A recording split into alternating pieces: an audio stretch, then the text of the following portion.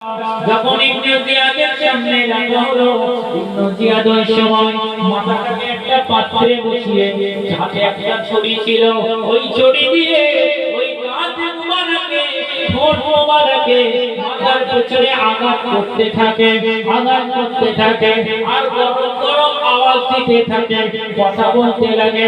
ওই মজলিসে বসেছিলেন আল্লাহর নবী নূর নবী ওলিয়া টুকরা সাহাবা হযরত ওমর ইবনে আস রাদিয়াল্লাহু তাআলা হুজুর দাঁড়িয়ে গেলেন। এই জিয়াদ তুমি কে দিল, তুই কোন জায়গায় আয়াত পড়িস?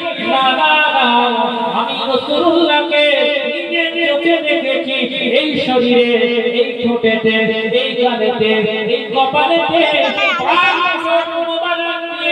শত শত বাচ্চা দিতে। ওই জিয়াদ না এই কাজ করবি না, তোর উপরে আল্লাহর বর্ষণ হয়। ইবনে জিয়াদের প্রতিবাদ করেছিল ইবনে জিয়াদ আল্লাহর নবীর বয়োজ্যেষ্ঠ খলিফা সাহাবা আমর ইবনে আস রাদিয়াল্লাহু তাআলা কে ওই জায়গাতে শহীদ করে দিয়েছিলেন। চিন্তা করেন, আজ পৃথিবীতে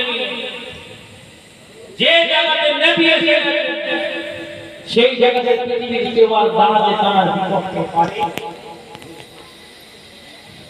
যদি বলেন যেমন ইমামে হুসাইন রাদিয়াল্লাহু তাআলার বিরুদ্ধে গিয়ে কেন কি অসুবিধা এদিকের পক্ষ এদিক ভুল ছিল, আজ অনেকে এদিকে তারিফ করতে লেগেছে।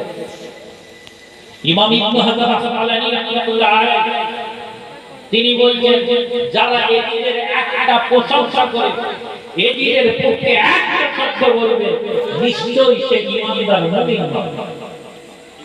কথা বুঝছেন? আজ আমাদের সমাজ এক জায়গায় আছে, এদিকের গুণগান গায়, বলে এদিক কোরআনে হাফেজ ছিল, এদিক সারা রাত জেগে জেগে নামাজ পড়তে হবে, যে জায়গাতে হক এসে গেছে ওই জায়গাটাকে বাতিল মুছে যাবে। তাই তো ইমাম হুসাইনের আলোচনার মাঝে এদিকের মতো নাপা ফাঁকে জাহান্নামের কি তার আলোচনা আসতে পারে? আল্লাহ নবী আল্লাহ 1,24,000 পয়গম্বরদেরকে নবুয়ত দিয়েছে। আমার নবী সদস্য ছিলেন।